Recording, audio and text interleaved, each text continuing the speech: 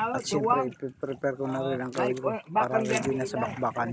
While sa pag-prepare ko ng kawil, kwento-kwentuhan muna kami ni Iwan TV. Wala raw kami tulugan para marami kami mahuling isda. At siyempre, nag-irap na rin kami ng ilaw kay Piccolo para pampadaraw ng isda. Yan.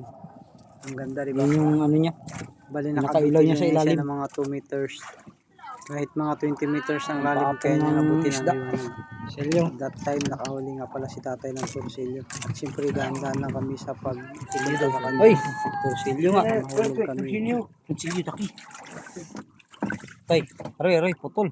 Laki. Ilaw mo. Yan. Laki.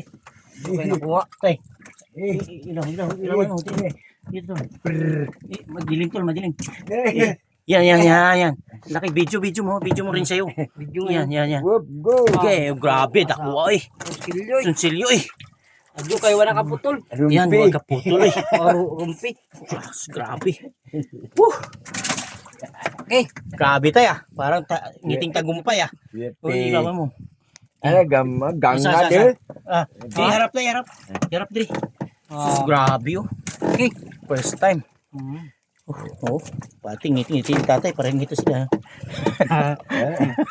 Okay na tayo. Kaya pala nagising eh. Tay.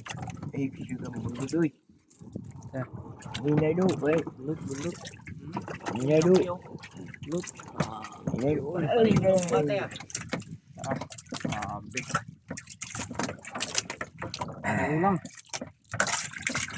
Go. Grabe. Sa bira-bira. Ilang ano na yan si tatay dyan tol? Puno na tol? Malapit na. Malapit.